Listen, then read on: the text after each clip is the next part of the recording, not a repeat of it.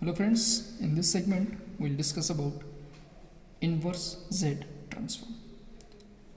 There is nothing but obtaining x of n from given term as x of z. Now basically there are two methods by which we can find inverse Z transform. These methods are most widely used. The very first method is called as long division method and the second one is called as partial fraction expansion method. So let us see the first method, that is called as the long division method. Now the name itself indicates here we should follow the methodology, there is nothing but division. So we will have some divisor and from that we will get the quotient. But before starting with actual discussion about long division method, I will recall the concepts of Z transform. This we are calling because the input signal that we want to obtain x of n can be causal or anti-causal, that may be right-sided or left-sided. So if I consider a causal signal or right-sided signal, so we will have a limit from 0 to infinity. This is xn into z raised to minus n. Now if I simplify this by putting those values, we will get the first term as z x0 into z0, z0 will be 1, so we will get x0 plus x1 z inverse plus x2 z raised to minus 2 plus so on up to the last term, we will get maybe infinity. So this is the expansion of causal signal. Now if you see here, it doesn't multiply with any z coefficient or z term, that means this is going to be constant. That means we can conclude one thing: if the sequence is causal or if the sequence is right-sided, it should always start with a constant value. This is an important term that we require for long division method. Now when I come across the anti-causal or left-sided sequence, we will get the sequence as n is equals to minus infinity to, we will take minus 1. This is xn z raised to minus n. Now if you put those values starting from minus infinity, that means simply we'll write this term as dash dash dash. So we'll assume that we are having values from minus infinity. Next term that we kept, or we can consider this term 0 also, that will be one of the point. Next if I consider the sample is minus 3, we'll get this is x minus 3 into z raised to plus 3, minus minus plus, plus next x minus 2 z square, x minus 1 z raised to 1 plus the last term will be x0. Now if you see in these two equations, if I assume this is first equation and second equation, so in the first equation the sequence was starting with x0, that is a constant value, and here it is ending with x0, that is another constant value. That means all causal sequence should start with a constant value and all anti-causal sequence should end with a constant value. Now based on that, we'll go and we'll check one example on finding inverse Z transform by long division method. So this is the example that we'll analyze. Now here they are given us x of z in terms of this is dividend and this is divisor, and we have to find it for two terms. First condition, when mod z is greater than 1 by 2 and when mod z is less than 1 by 2. So in earlier lectures I already told you, region of convergence, if it is greater than some points it is right-sided, and if it is less than the points it will be definitely left-sided sequence. That means we have to find it for both right-sided as well as for left-sided. Now in first condition we'll write for mod z greater than 1 by 2. That means definitely the sequence is going to be causal, so it should start with a constant value, both the terms, and based on that now we'll put those terms.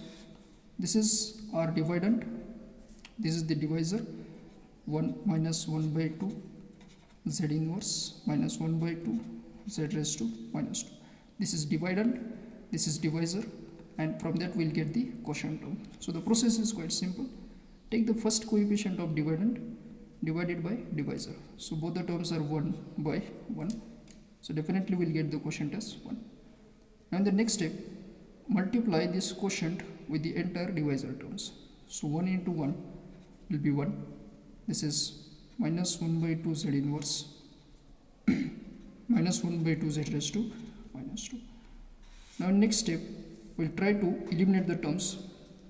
So I'm putting a sign over here, minus. This is minus and this is minus. So this plus 1 minus 1 will get cancelled. This minus minus becomes plus 1 by 2 z inverse. This is also plus 1 by 2 z raised to minus 2. Now in the next step, again the same process will repeat. Take the first coefficient of dividend. This is 1 by 2 z inverse, and divide it by the divisor at the first coefficient, that is 1. So again we'll get the quotient as 1 by 2 into z raised to minus 1. Oh, sorry, we have made a mistake over here. It should be 1 divided by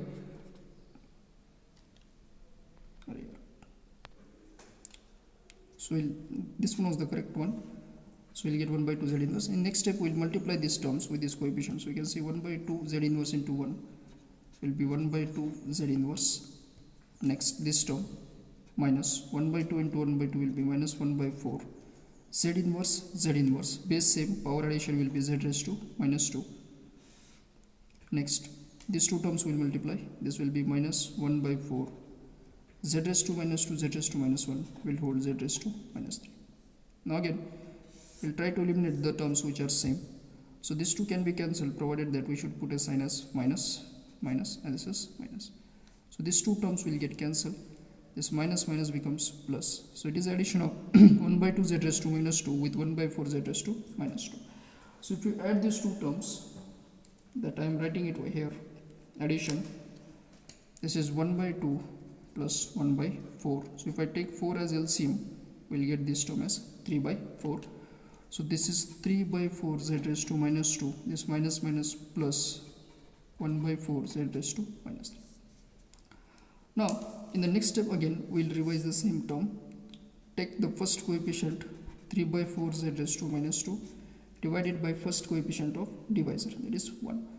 So we'll get this term again as 3 by 4 z raised to minus 2. Again we'll multiply this term, so we'll get the first term 3 by 4 z raised to minus 2 minus 3 by 8 z raised to minus 3.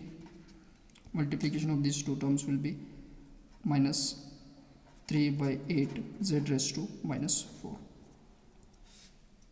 Again we'll try to eliminate the terms. This is minus minus minus sign, these two will get cancelled. This is minus minus plus. So it is addition of 1/4 with 3 by 8. So if I take 8 as LCM, we'll get this term as 5 by 8. So this will be 5 by 8 z raised to minus 3, and this is plus 3 by 8 z raised to minus 4. Now if you see, every time for every iteration the values are going to be increased, that is z raised to minus 3, z raised to minus 4. In next step it will be z raised to minus 5 and so on. That means our quotient is going to be increased, that will denote as dash dash dash up to infinity. Now this becomes our x of z. So simply I am writing xz is equals to 1 plus 1 by 2 z inverse plus 3 upon 4 z raised to minus 2 plus so on up to infinity. Now if I take its inverse z transform, we'll get the coefficient.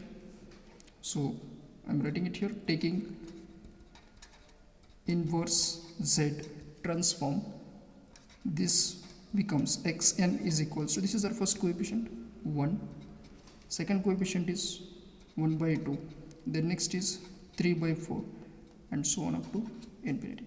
So this becomes our inverse z transform, and here I am putting an arrowhead which indicates this is the starting value of x of n. So this the method by which we can find inverse z transform, provided that we are having a causal segment. Now the second case is when mod z is less than 1 by 2. Definitely the input sequence will be anti-causal. So as far as anti-causal is considered, always it should end with a constant value. So based on that, we'll take the dividend 1 as it is, only one term is there.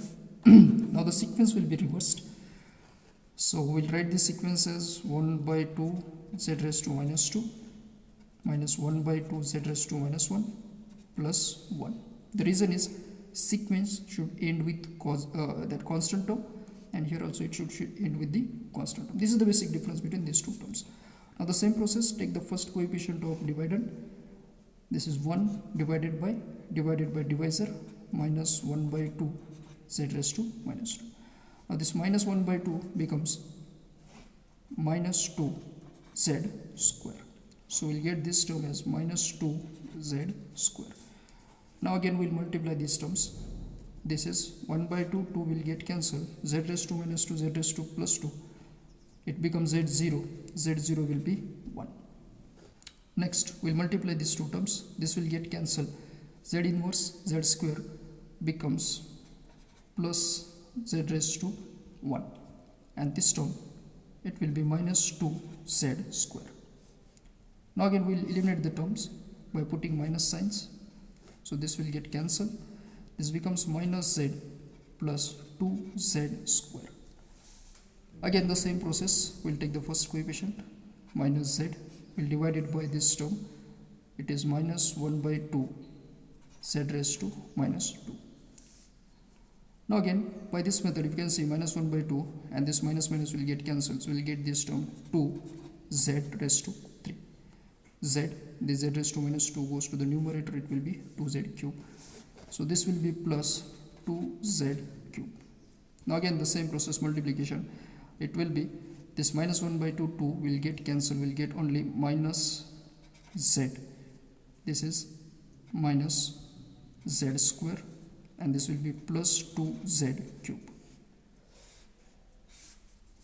Now again the same steps. We'll try to make this is minus, and this is minus. So this minus becomes plus, this minus becomes plus, and this minus as it is. So this plus minus will get cancelled. Here 2z square minus z square will be z square, and this is minus 2z cube.